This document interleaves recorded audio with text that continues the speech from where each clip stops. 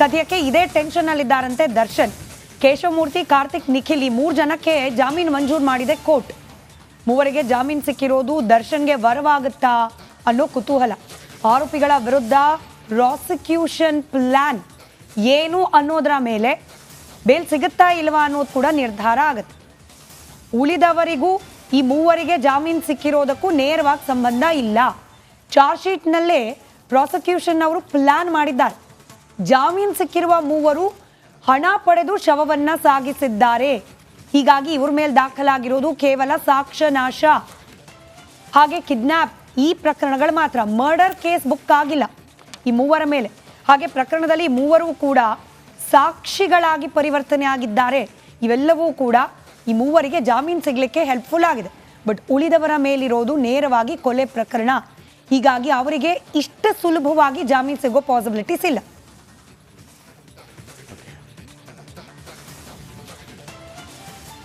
ನೋಡಿ, ಯಾಕೆ ಅಂತಂದರೆ ಆಲ್ರೆಡಿ ಹೇಳಿದರು, ಅಂದರೆ ಎಲ್ಲ ಕೊಲೆ ಎಲ್ಲ ಆದ ನಂತರ ಇವ್ರು ಎಂಟ್ರಿ ಕೊಡೋದು. ದುಡ್ಡು ಕೊಡ್ತೀನಪ್ಪ ತಗೊಂಡೋಗಿ ಅಲ್ಲಿ ಬಿಸಾಕ್ಬಿಡು ಅನ್ನೋಂಥ ರೀತಿಯಲ್ಲಿ ಆಗ ಎಂಟ್ರಿ ಕೊಡ್ತಾರೆ. ಹಾಗಾಗಿ ಇವರ ಮೇಲೆ 202 ಮಾತ್ರ. ಓಕೆ, IPC ಸೆಕ್ಷನ್ 202 ಮಾತ್ರ. IPC ಸೆಕ್ಷನ್ 202 ಇದ್ದರೆ ಭಾಳ ಸುಲಭವಾಗಿ ಬೇಲ್ ಸಿಗುತ್ತೆ. ಈಗೇನಾಗಿದೆ, ಅದೇ 3 ಸಿಕ್ತಲ್ಲ, ದರ್ಶನ್ಗೆ ಸಿಗುತ್ತಾ ಬೇಲ್ ಅನ್ನುವಂಥ ಒಂದು ಅಭಿಮಾನಿಗಳಿಗೊಂದು ಆಸೆ ಇರುತ್ತೆ. ಬಂದುಬಿಡ್ತಾರ, ಇವ್ರು ಬಂದುಬಿಟ್ರಲ್ಲ, ಇನ್ನು ಶುರುವಾಗತ್ತಾ? ಹಂಗಿಲ್ವಂತೆ. ಯಾಕಂದರೆ ಯಾವ್ಯಾವ ಸೆಕ್ಷನ್ ಹಾಕಿದ್ದಾರೆ, ಎಷ್ಟು ಭಾಳ ಗಟ್ಟಿ ಇದೆ, ಅದು ಹೊರಗೆ ಬರೋಕ್ಕೆ ಸಾಧ್ಯ ಇಲ್ಲ ಅನ್ನುವಂಥದ್ದು ಅದ್ರಲ್ಲಿ ನೋಡೋಣ. ಇನ್ನು ರೇಣುಕಾಸ್ವಾಮಿ ಕೊಲೆ ಕೇಸ್ನಲ್ಲಿ 3 ಜಾಮೀನು ಸಿಕ್ಕಿದೆ. ಹಾಗಾದರೆ ದರ್ಶನ್ಗೂ ಜಾಮೀನು ಸಿಗುತ್ತಾ? ಕುತೂಹಲ ಇದ್ದೇ ಇರುತ್ತೆ. ಜಾಮೀನು ಸಿಗತ್ತಾ, ಜಾಮೀನು ಸಿಗೋದಿಲ್ವಾ, ಈ ಒಂದು ಗೊಂದಲ ಇದೆಯಲ್ಲ, ಇದರ ಬಗ್ಗೆ ಒಂದು ರಿಪೋರ್ಟ್ ಇದೆ, ನೋಡ್ಕೊಂಬನ್ನಿ.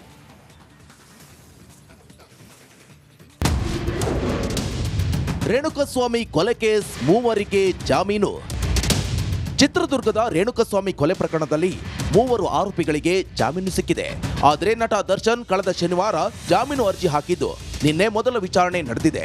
ಸೆಪ್ಟೆಂಬರ್ 27ಕ್ಕೆ ವಿಚಾರಣೆ ಮುಂದೂಡಲಾಗಿದೆ. ಈ ಮಧ್ಯೆ ನಿನ್ನೆ ಜಾಮೀನು ಪಡೆದಿರುವ ಕೇಶವಮೂರ್ತಿ, ಕಾರ್ತಿಕ್, ನಿಖಿಲ್ಗೆ ಸಿಕ್ಕ ರೀತಿ ಜಾಮೀನು ದರ್ಶನ್ಗೂ ಸಿಗುವ ಸಾಧ್ಯತೆಗಳು ಇವೆಯೇ ಎಂಬ ಬಗ್ಗೆ ಸಾರ್ವಜನಿಕ ವಲಯದಲ್ಲಿ ಇದೀಗ ಚರ್ಚೆ ನಡೀತಾ ಇದೆ. ದರ್ಶನ್ಗೆ ಜಾಮೀನು ಸಿಗದಿರಲು ಮೂಲ ಕಾರಣ ದರ್ಶನ್, ಪವಿತ್ರ ಗೌಡ ಸೇರಿದಂತೆ ವಿವಿಧ ಮಂದಿ ಕೊಲೆ ಕೃತ್ಯದಲ್ಲಿ ನೇರವಾಗಿ ಭಾಗಿಯಾಗಿದ್ರು. ಆದರೆ ಈ 3 ಕೊಲೆ ಕೃತ್ಯದಲ್ಲಿ ನೇರವಾಗಿ ಭಾಗಿಯಾಗಿರಲಿಲ್ಲ. ಅವರಿಗೆ ಅಪರಾಧದ ತೀವ್ರತೆಯ ಬಗ್ಗೆಯೂ ಅರಿವಿರಲಿಲ್ಲ. ಕೊಲೆ ಮಾಡಿದ ಬಳಿಕ ಶವ ಸಾಗಿಸಲು ಉಳಿದ ಆರೋಪಿಗಳಿಗೆ ನೆರವಾಗಿದ್ರು. ರೇಣುಕಾಸ್ವಾಮಿಯನ್ನ ಕಿಡ್ನಾಪ್ ಮಾಡಿದ್ದರಾಗ್ಲಿ ಅಥವಾ ರೇಣುಕಾಸ್ವಾಮಿಗೆ ಚಿತ್ರಹಿಂಸೆ ನೀಡಿದ್ದರಾಗ್ಲಿ ಇವರ ಪಾತ್ರವಿರಲಿಲ್ಲ. ಸ್ಥಳದಲ್ಲೂ ಇರಲಿಲ್ಲ. ಕೊಲೆಯಾದ ಬಳಿಕ ಇವರು ಬಂದಿದ್ರು. ಈ ಕೃತ್ಯವನ್ನ ಒಪ್ಪಿಕೊಂಡು ಪೊಲೀಸರಿಗೆ ಶರಣಾದ್ರೆ ಹಣ ನೀಡುವುದಾಗಿಯೂ ಬಳಿಕ ಠಾಣೆಯಿಂದ ಬಿಡಿಸಿಕೊಂಡು ಬರುವುದಾಗಿಯೂ ನಂಬಿಸಿದ್ರಿಂದ ಕೇವಲ ಹಣ ಸಿಗುತ್ತೆ ಎಂಬ ಕಾರಣಕ್ಕಾಗಿ ಪೊಲೀಸರಿಗೆ ತಾವಾಗಿಯೇ ಶರಣಾಗಿದ್ರು. ಈ ವಿಚಾರವನ್ನ ಆರೋಪಿಗಳ ಪರ ವಾದ ಮಂಡಿಸಿದ ವಕೀಲರು ನ್ಯಾಯಾಲಯದ ಗಮನಕ್ಕೆ ತಂದಿದ್ರು. ಕೋರ್ಟ್ ಸಹ ಇದನ್ನ ಪರಿಗಣಿಸಿ ಜಾಮೀನು ನೀಡಿದೆ.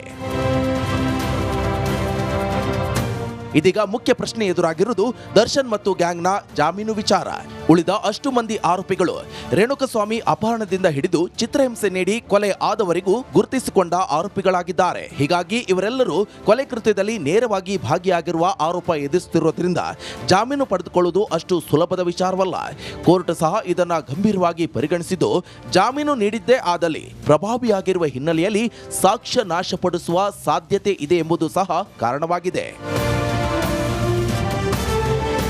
ಈ ಎಲ್ಲ ಕಾರಣಗಳಿಗಾಗಿ ಈವರೆಗೂ ಕೋರ್ಟ್ ದರ್ಶನ್ಗಾಗ್ಲಿ ಅಥವಾ ಪವಿತ್ರ ಗೌಡಗಾಗ್ಲಿ ಅಥವಾ ಇನ್ನುಳಿದ ಅಷ್ಟು ಮಂದಿಗೆ ಜಾಮೀನು ನೀಡುವಲ್ಲಿ ವಿಳಂಬ ಆಗ್ತಾ ಇದೆ.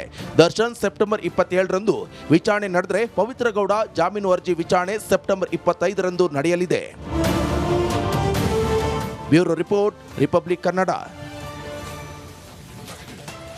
ಓಕೆ, ಅನೇಕರಿಗೆ ಒಂದು ಕ್ವಶನ್ ರೇಸ್ ಆಗ್ಬೋದು. 17 ಜನ ಇದ್ರಲ್ಲ, ಹೆಣ ತಗೊಂಡೋಗಿ ಸಾಥ್ ಕೊಟ್ರಲ್ಲ, ಅವರಿಗೆ ಸಿಗುತ್ತೆ ಅಂತಂದರೆ ಒಂದು 6 ತಿಂಗಳು ಕಳೆದಂತ ಸಿಗ್ಬೋದಾ, 3 ತಿಂಗಳು ಕಳೆದಂತ ಸಿಗ್ಬೋದಾ?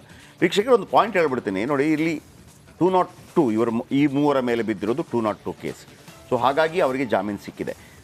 ಉಳಿದವರಿಗೆ ಸಿಗತ್ತಾ, ದರ್ಶನ್ಗೆ ಸಿಗತ್ತಾ ಸಿಗೋದಿಲ್ವಾ ಅಂತ ಒಂದು ಕ್ಲೂ ಕೊಡ್ತೀನಿ ನಿಮಗೆ. ನೋಡಿ, ದರ್ಶನ್ ಮೇಲೆ ಯಾವುದೆಲ್ಲ ಕೇಸ್ ದಾಖಲಾಗಿದೆ? 302 ಇದು ವ್ಯಕ್ತಿಯ ಹತ್ಯೆ ಕೇಸ್. ಇದು ಸಾಬೀತಾದರೆ ಜೀವಾವಧಿ ಶಿಕ್ಷೆ ಇದೆ, ಸಿಗ್ಬೋದಾ? ಇನ್ನು ದರ್ಶನ್ ಮೇಲೆ 364 ಇದೆ, ವ್ಯಕ್ತಿ ಅಪಹರಣ, ಸಾಬೀತಾದರೆ ಜೀವಾವಧಿ ಶಿಕ್ಷೆ ಇದೆ, ಸಿಗ್ಬೋದಾ? ಇನ್ನು 201 ಇದೆ, ಸಾಕ್ಷಿನಾಶ ಯತ್ನ ಸಾಬೀತಾದರೆ ಜೀವಾವಧಿ ಶಿಕ್ಷೆ. 3 ಜೀವಾವಧಿ ಶಿಕ್ಷೆ ಕೇಸ್ಗಳಿದೆ, ಇವರ ಮೇಲೆ ಸೆಕ್ಷನ್ ಇದೆ, ಆಯಿತಾ. ಆಮೇಲೆ 120B ಒಳಸಂಚು, ಇದಕ್ಕೆ 2 ವರ್ಷ ಸಾಬೀತಾದರೆ 2 ವರ್ಷ ಜೈಲಾಗುತ್ತೆ. 355 ಕ್ರಿಮಿನಲ್ ಬಲಪ್ರಯೋಗ, ಇದು ಸಾಬೀತಾದರೆ 2 ವರ್ಷ ಶಿಕ್ಷೆ ಆಗುತ್ತೆ. 384 ಸುಲಿಗೆ ಆರೋಪ ಸಾಬೀತಾದರೆ 3 ವರ್ಷ ಶಿಕ್ಷೆ ಆಗುತ್ತೆ. 143 ಅಕ್ರಮ ಕೂಟ ಸಾಬೀತಾದರೆ 6 ತಿಂಗಳು ಶಿಕ್ಷೆ ಆಗುತ್ತೆ. 148 ಮಾರಕ ಆಯುಧಗಳ ಬಳಕೆ 3 ವರ್ಷ ಶಿಕ್ಷೆ ಆಗುತ್ತೆ. 149 ಗುಂಪು ಸೇರಿ ಹಲ್ಲೆ ಸಾಬೀತಾದರೆ 2 ವರ್ಷ ಶಿಕ್ಷೆ. ಆಮೇಲೆ ಇದಕ್ಕೆ ತಕ್ಕ ಹಾಗೆ ಸಾಕ್ಷ್ಯಗಳು ಕೂಡ ದರ್ಶನ್ ವಿರುದ್ಧ ಸಿಕ್ಕಿದೆ. ಈಗ ಹೇಳಿ, ಇಷ್ಟು ಸೆಕ್ಷನ್ ದರ್ಶನ್ ಮೇಲೆ ಇದೆ, ಈ ಹುಡುಗರ ಮೇಲೆ ಇದ್ದದ್ದು ಕೇವಲ 202 ಸೆಕ್ಷನ್ ಮಾತ್ರ. ಹಾಗಾಗಿ ಅವರಿಗೆ ಜಾಮೀನು ಸಿಕ್ಕಿದೆ. ಈಗ ನೀವು ನಿರ್ಧಾರ ಮಾಡ್ಕೊಳ್ಳಿ. ನೀವು ಕೊಲೆ ಆರೋಪಿ ದರ್ಶನ್ಗಾಗಿ ಪತ್ನಿ ಹೋರಾಟವನ್ನು ಮುಂದುವರೆಸಿದ್ದಾರೆ ನಾವು ಗಮನಿಸ್ತಾ ಇದ್ವಿ. ಈ ಕೊಲೆ ಪ್ರಕರಣದಲ್ಲಿ ಜೈಲು ಸೇರಿದಾಗಿಂದ ಯಾರಾದರೂ ಪದೇ ಪದೇ ದರ್ಶನ್ ಪರವಾಗಿ ನಿಲ್ತಿದ್ದಾರೆ, ಅವ್ರ ಪರವಾಗಿ ಹೋರಾಟ ಮಾಡ್ಲಿಕ್ಕೆ ಮುಂದಾಗ್ತಿದ್ದಾರೆ, ಹೋಗಿ ಭೇಟಿ ಆಗ್ತಿದ್ದಾರೆ ಅಂದರೆ ಅದು ವಿಜಯಲಕ್ಷ್ಮಿ ಅವರು. ವಿಜಯಲಕ್ಷ್ಮಿ ಅವರ ಹೋರಾಟ ಕಂಡು ದರ್ಶನ್ ಅವರೇ ಭಾವುಕರಾಗಿದ್ದಾರಂತೆ. ದರ್ಶನ್ ಹೊರತರೋಕೆ ಕಷ್ಟಪಡ್ತಿದ್ದಾರೆ ವಿಜಯಲಕ್ಷ್ಮಿ. ಲಾಯರ್ಸ್ನ ಮೀಟ್ ಆಗ್ತಿದ್ದಾರೆ, DK ಶಿವಕುಮಾರ್ ಅವರನ್ನು ಮೀಟ್ ಆಗಿದ್ರು, ಪದೇ ಪದೇ ಬೆಂಗಳೂರಿನಿಂದ ಬಳ್ಳಾರಿ ಕಡೆಗೆ ಓಡಾಡ್ತಾ ಇದ್ದಾರೆ. ದರ್ಶನ್ ಆರೋಗ್ಯದ ಬಗ್ಗೆ ಕಾಳಜಿ ತೋರಿಸ್ತಿದ್ದಾರೆ. ದೇವರು ದಿಂಡ್ರು ಪ್ರಸಾದ ಕುಂಕುಮ ಇತ್ಯಾದಿ ಇದೆಲ್ಲವನ್ನ ನೀವು ಗಮನಿಸ್ತಲೇ ಇದ್ದೀರಿ. ಒಂದು ಕಡೆ ಕೋರ್ಟು ವಕೀಲರು ಅಂತ ಓಡಾಟ, ಮತ್ತೊಂದು ಕಡೆಯಲ್ಲಿ ದೇಗುಲಗಳಿಗೆ ಭೇಟಿ, ಇದೆಲ್ಲವನ್ನ ಕಂಡು ದರ್ಶನ್ ಭಾವುಕರಾಗಿದ್ದಾರಂತೆ.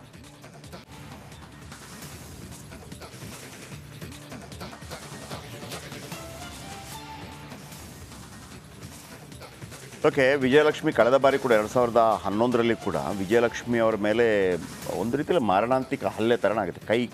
ಒಂಥರ ಕೈ ಮುರಿದಂಗೆ ಇರ್ತದೆ. ಅವತ್ತು ಅವರು ಒಂದು ಹಾಸ್ಪಿಟಲಲ್ಲಿ ಅಡ್ಮಿಟ್ ಆಗಿರ್ತಾರೆ. ಅವರನ್ನು ಮಾತಾಡ್ಸೋಕ್ಕೆ ನಾನು ಅಂದರೆ ಹಾಸ್ಪಿಟಲ್ ಒಳಗೆ ಹೋಗಿರ್ತೀನಿ, ನನ್ನನ್ನು ದುನಿಯಾ ವಿಜಿ ಕರ್ಕೊಂಡು ಹೋಗಿರ್ತಾರೆ. ಬಟ್ ನನಗದು ಅಲ್ಲಿ ಅವಕಾಶ ಸಿಗೋದಿಲ್ಲ ಮಾತಾಡೋದಕ್ಕೆ. ನಾನು ಕ್ಯಾಮ್ರಾಮನ್ ಒಳಗೆ ಹೋಗಿರ್ತೀವಿ. ಆ ಸಂದರ್ಭದಲ್ಲಿ ಕಿವಿ ಮತ್ತೊಂದೆಲ್ಲ ತುಂಬ ಗಾಯ ಆಗಿರುತ್ತೆ. ಅದಾದ ನಂತರ ಏನಾಗುತ್ತೆ, 28 ದಿನಗಳ ಕಾಲ ನಿಮ್ಗೆ ಗೊತ್ತಲ್ಲ, ಆಲ್ರೆಡಿ ಜೈಲಲ್ಲಿ ಇರ್ತಾರೆ. ಆಮೇಲೆ ಅಂಬರೀಷ್ ಅವರು ವಿಜಯಲಕ್ಷ್ಮಿ ಅವ್ರನ್ನ ಕರೆಸಿ ಮಾತಾಡಿ ವಾಪಸ್ ತಗೊಳಮ್ಮ, ಕಷ್ಟ ಆಗತ್ತೆ ಅಂತೆಲ್ಲ ಹೇಳಿ, ಅದಾದ ನಂತರ ಅವ್ರು ವಾಪಸ್ ಬಂದಿದ್ದು 22 ದಿನ. ಅದುವೇ ಭಾಳ ದೊಡ್ಡದಾಗಿತ್ತು. ಆಗ ಈ ಕಟ್ಟ ಸುಬ್ರಹ್ಮಣ್ಯ ನಾಯ್ಡು ಅವರ ಮಗ ಇದ್ದಾನಲ್ಲ, ಕಟ್ಟ ಜಗದೀಶ್, ಕೇಳಿದ್ರಲ್ಲ, ಕಟ್ಟ ಜಗದೀಶ್ ಅಲ್ಲಿ ಜೈಲಲ್ಲಿ ಸಿಗ್ತಾರೆ. ಅವರು ಒಂದು ಕೇಸಲ್ಲಿ ಒಳಗೋಗಿರ್ತಾರೆ. ಆಗ ಕಟ್ಟ ಜಗದೀಶ್ ಹೇಳ್ತಾರಂತೆ, ನೋಡ್ರಿ ಜೈಲಿಗೆ ಬಂದ ನಂತರ ಭಾಳ ಲಕ್ ಕುದುರತ್ತೆ ಅಂತೇಳಿ. ಅಲ್ಲಿ ತನಕ ದರ್ಶನ್ ಅವರ ಪಿಕ್ಚರ್ಗಳು ಸೂಪರ್ ಹಿಟ್ ಅಂತ ಆಗಿರಲಿಲ್ಲ. ಸಾರಥಿ ಪಿಕ್ಚರ್ ರೆಡಿಯಾಗಿತ್ತು, ಹೊರಗೆ ಬರ್ತಾರೆ, ಪಿಕ್ಚರ್ ರಿಲೀಸ್ ಆಗುತ್ತೆ, ಸೂಪರ್ ಹಿಟ್ ಆಗುತ್ತೆ.